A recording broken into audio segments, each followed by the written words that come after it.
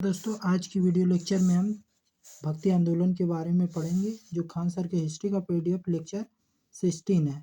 तो आइए जाने भक्ति आंदोलन। भक्ति आंदोलन 600 ईडी से 800 ईडी तक रहा। पूर्व मध्यकाल में भक्ति आंदोलन दक्षिण भारत में वर्ण व्यवस्था तथा छुआछूत के कारण अत्यधिक फैल गई। यहीं से भक्ति आंदोलन का प्रारंभ हुआ। भक्ति आंदोलन की शुरुआत सर्वप्रथम नयनार संतों ने किया। इस आंदोलन की शुरुआत करने का श्रेय अलवार संतों को भी जाता है। नयनार शैव धर्म के अनुयायी थे, वहीं अलवार वैष्णव धर्म के अनुयायी थे। भक्ति आंदोलन का एक सुदृढ़ स्वरूप देने का श्रेय शंकराचार्य जी को जाता है। शंकराचार्य को भक्ति आंदोलन का प्रथम संत माना जाता है। उनका जन्म केरल के कलाड़ी में 788 ईसा में हुआ। उनके दर्शन का आधार वेदांत अथवा उपनिषद था।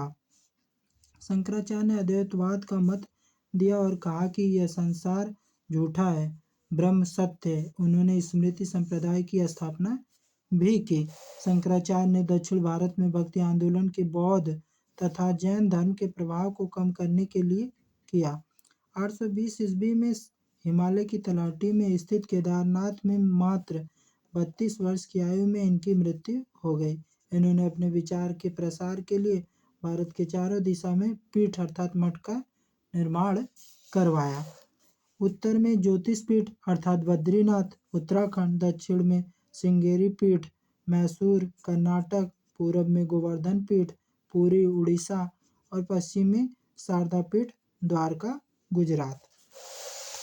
ज्योतिष पीठ बद्रीनाथ उत्तराखंड, श्रृंगेरी पीठ दक्षिण में मैसूर कर्नाटक और पश्चिम में शारदा पीठ द्वारका गुजरात, पूर्व में गोवर्धन पीठ पुरी उड़ीसा।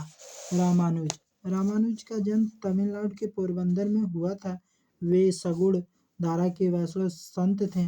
शंकराचार्य ने ज्ञानवादी अद्वैत दर्शन के विरोध में उन्होंने विशिष्ट द्वैतवाद का दर्शन दिया तथा ज्ञान के स्थान पर भक्ति का महत्ता प्रदान की। माधवाचार्य ने शंकराचार्य तथा रामानुज दोनों के विचार का खंडन किया और अपना एक नवीन मत दिया जिसे द्वैतवाद के नाम से जाना जाता है।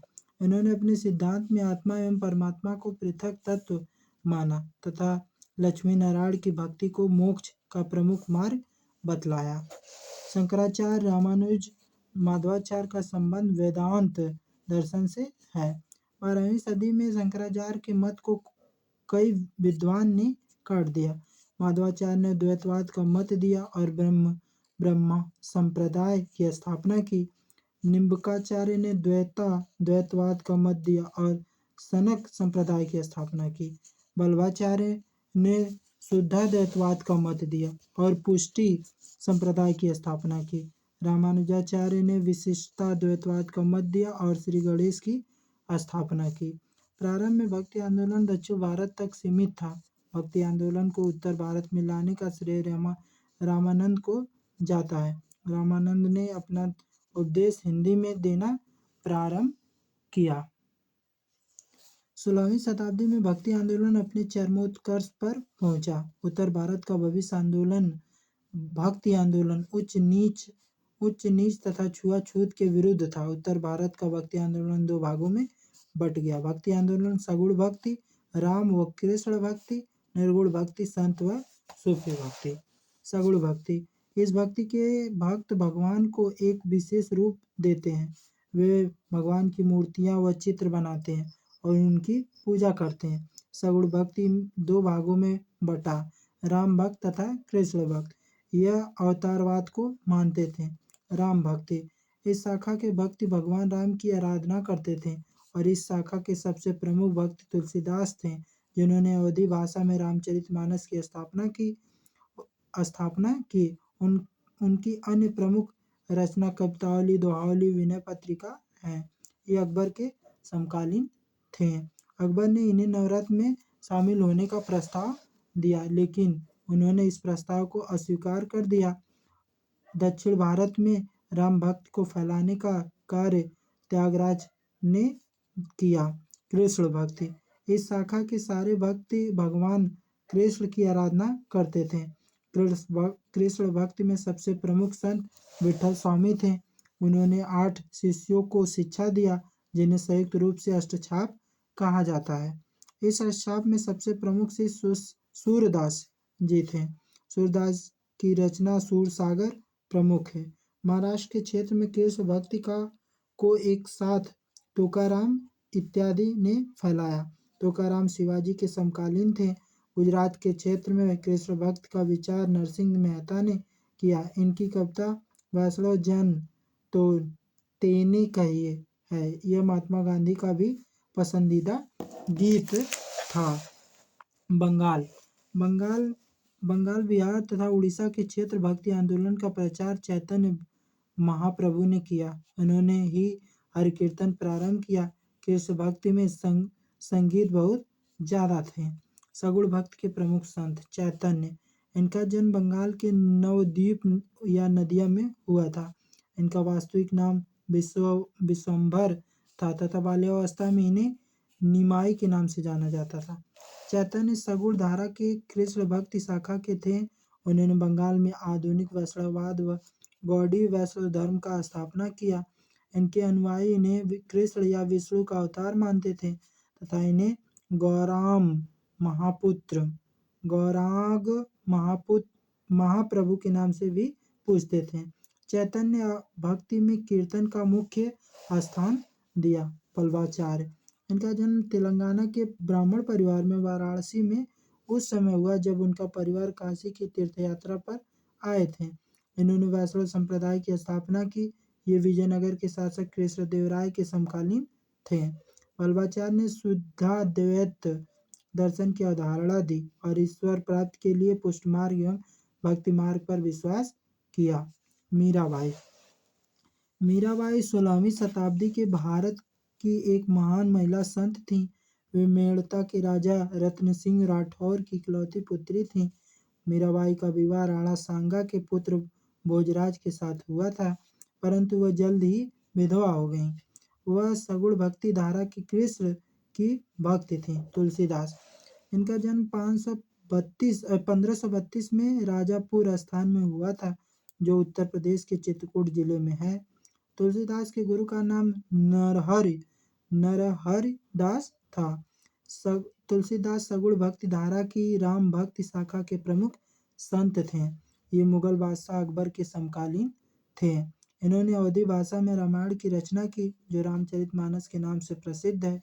इसके अतिरिक्त अवधी में इन्होंने गीतावली, कवितावली, विनय पत्रिका आदि की रचना भी की है। निर्गुण भक्ति। इस भक्ति के संत किसी भी मूर्ति या चित्र नहीं बनाते थे। वे बिना मूर्ति की ही आराधना करते थे। इनका मानना था कि ईश्वर कण कण में विद्यमान है।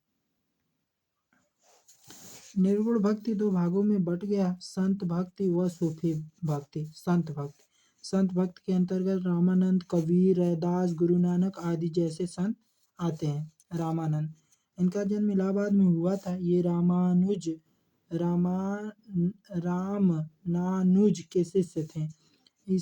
इसने पहली बार उपदेश के हिंदी में देने का प्रारंभ किया। ये राम और सीता के उपासक थे और इनके 12 प्रमुख शिष्य थे, जो अलग अलग जाति से थे, जिनमें से 2 महिला शिष्या भी थीं, पद्मावती और सुरसी। कुछ प्रमुख शिष्य एवं उनकी जातियाँ। कबीरदास जुलाहा, रैदास चमार, घन्ना जाट, पीपा राजदूत, सेन नाई। कबीर। संत कबीर का जन्म उत्तर प्रदेश के वाराणसी में हुआ था।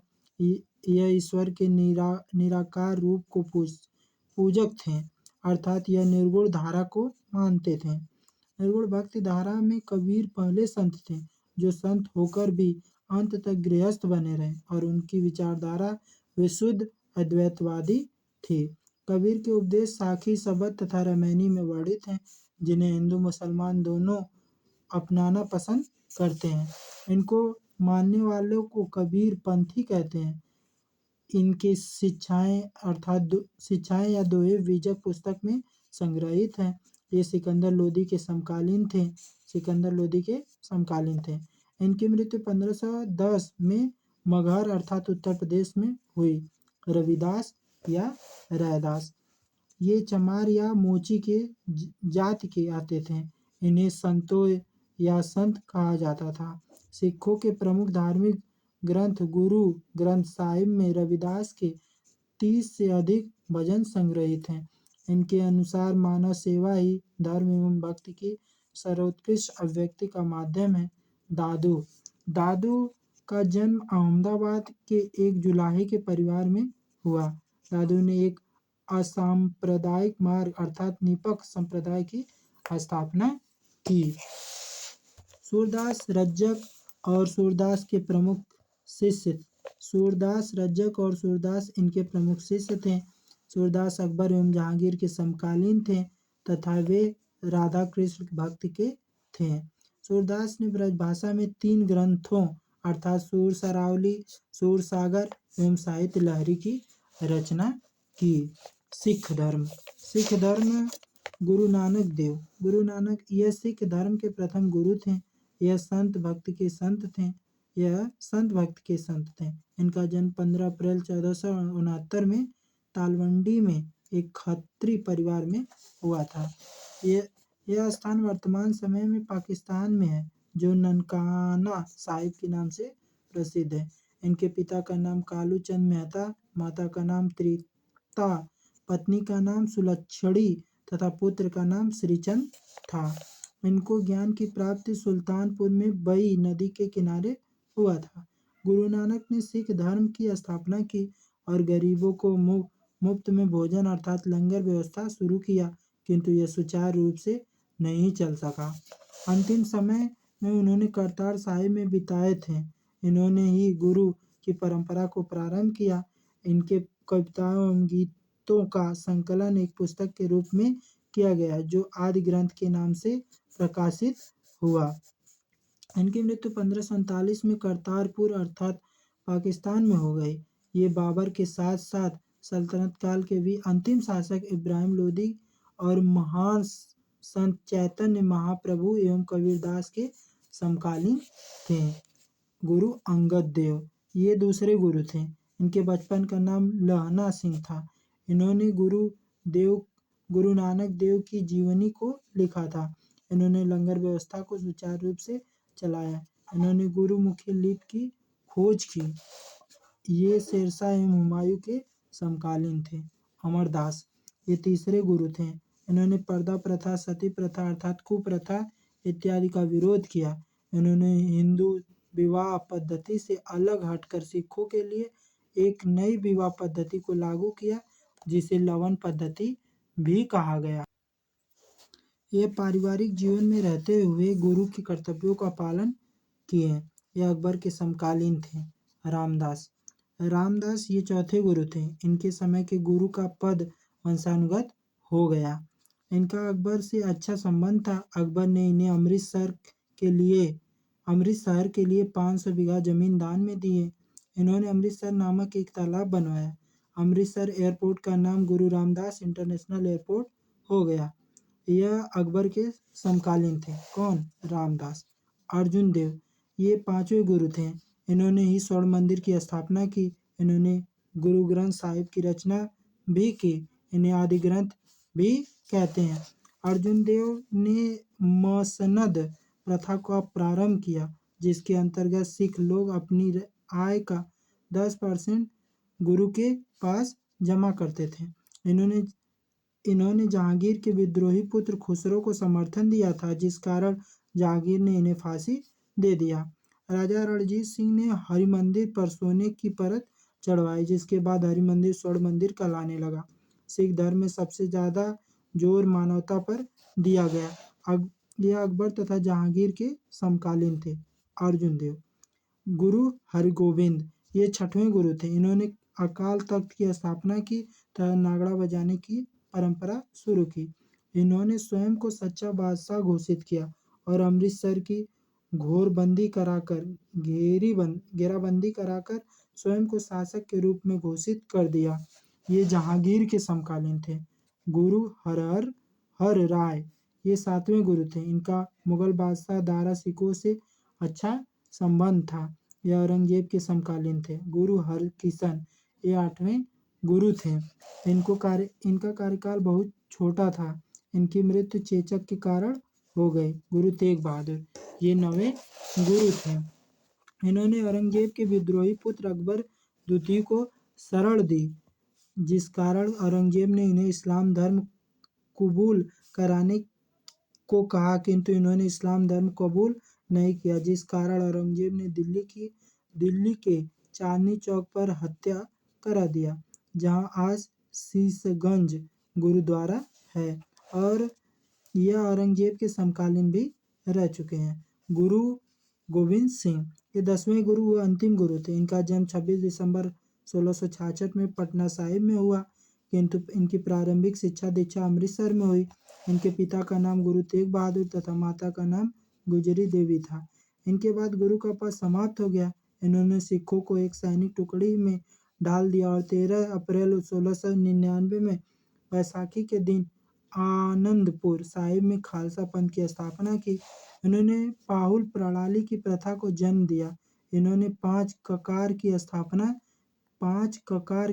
किया, जो इस प्रकार हैं: केस, कंघा, कृपाण, कक्षा, कड़ा रखना अनिवार्य कर दिया। इन्होंने कहा कि सिख अपनी बाल कभी नहीं दिखाएंगे। इन्होंने मुगलों का मुंह तोड़ जवाब दिया। इनका कहना था, चिड़िया नू मैं बाज लड़ावा, गीदड़ नू मैं शेर बनावा, 1.25 लाख नू एक लड़ावा, तब गोविंद सिंह नाम कहावा। 1705 में औरंगजेब के कहने पर बुलखान नामक व्यक्ति ने महाराष्ट्र के नांदेड़ में गोविंद सिंह की हत्या कर दी।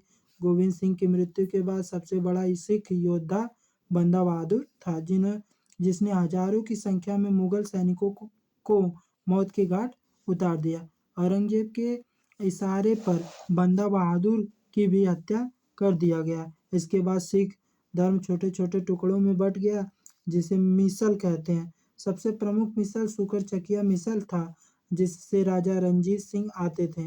इन्होंने इस स्वर्ण मंदिर की दीवारों पर सोने की चादर चढ़वाई। यह औरंगजेब के साथ बहादुर शाह के समकालीन भी थे। सिखों में क्रमशः 3 वर्ग होते हैं: जाट, ज्ञानी, सरदार। जाट, ज्ञानी और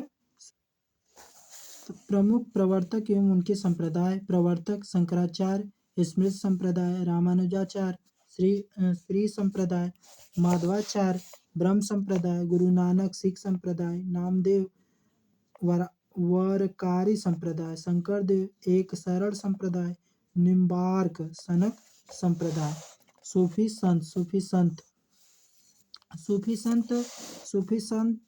शब्द की उत्पत्ति अरबी भाषा के सूफी शब्द से हुई है, जिसका अर्थ पवित्रता है।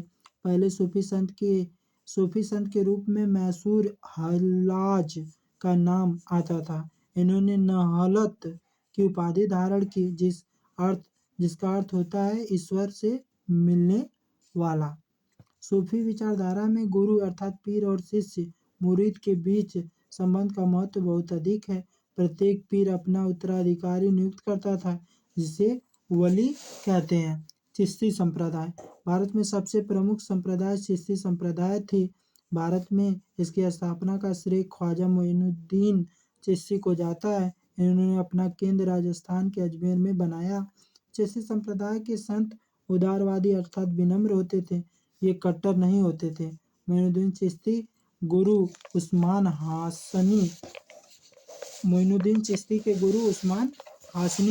थे। मोइनुद्दीन चिश्ती के सबसे प्रिय शिष्य ख्वाजा बख्तियार काकी थे। बख्तियार काकी के शिष्य बाबा फरीद तथा कुतुबुद्दीन ऐबक थे। बाबा फरीद के उपदेश को गुरु ग्रंथ साहिब में रखा गया है। बाबा फरीद के सबसे प्रिय शिष्य निजामुद्दीन औलिया थे। ये 7 सुल्तानों का काल देखे थे। बाबा फरीद दिल्ली सल्तनत के सुल्तान बलबन के दामाद थे। फिर भी उन्होंने राजकीय संरक्षण को स्वीकार नहीं किया। निजामुद्दीन औलिया के सबसे प्रिय शिष्य अमीर खुसरो थे। निजामुद्दीन औलिया तथा अमीर खुसरो दोनों का मकबरा दिल्ली में एक ही जगह पर है। अकबर के समकालीन सूफी शेख सलीम चिश्ती थे। इन्हीं से प्रभावित होकर अकबर ने अपने बेटे का नाम सलीम रखा था, जो आगे चल जाकर जहांगीर के नाम से जाना जाने लगा। दक्षिण भारत में चिश्ती संप्रदाय का प्रचार करने का श्रेय सैयद मोहम्मद गेसुदराज को ही जाता है। ख्वाजा मोइनुद्दीन चिश्ती द्वारा चलाए गए संप्रदाय को चिश्ती संप्रदाय कहते हैं। यह भारत का सबसे बड़ा सूफी संप्रदाय था।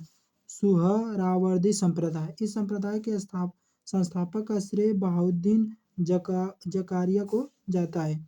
इन्होंने अपना केंद्र पाकिस्तान के मुल्तान को बनाया। इस शाखा के सूफी कठोर व्रत का पालन नहीं करते थे, बल्कि सामान्य जीवन जीते थे।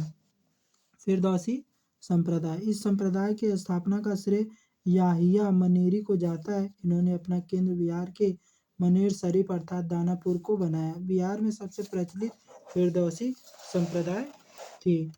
नक्शबंदी संप्रदाय, नक्शबंदी संप्रदाय के संस्थापक ख्वाजा बाकी विल्लाह थे। इस संप्रदाय के सूफी कठोर व्रत का पालन करते थे तथा कट्टर होते थे। धार्मिक कट्टर का अर्थ होता है धार्मिक नियम को कठोरतापूर्ण लागू करवाने वाला। मुगल बादशाह औरंगजेब इसी संप्रदाय का अनुयायी था। यह एक प्रत्यक्षवादी दर्शन अर्थात वजहत उल शुद्ध था। कादरी संप्रदाय, इस संप्रदाय के संस्थापक बगदाद के अब्दुल कादरी जिलानी थे, परंतु भारत में इस सिलसिले की शुरुआत सैयद मोहम्मद जिलानी ने की। मुगल बादशाह शाहजहां का ज्येष्ठ पुत्र दारा शिकोह कादरी संप्रदाय का ही अनुयायी था। पाकिस्तान के परमाणु कार्यक्रम के जनक अब्दुल कादिर को कहा जाता है, जो सूफी न होकर एक परमाणु वैज्ञानिक थे। कट्टर, वैसे लोग जो नियमों की सख्ती से पालन करते हैं कट्टर कहलाते हैं। आज की वीडियो लेक्चर में हम यहीं तक पढ़ेंगे और कल जानेंगे मुगल काल।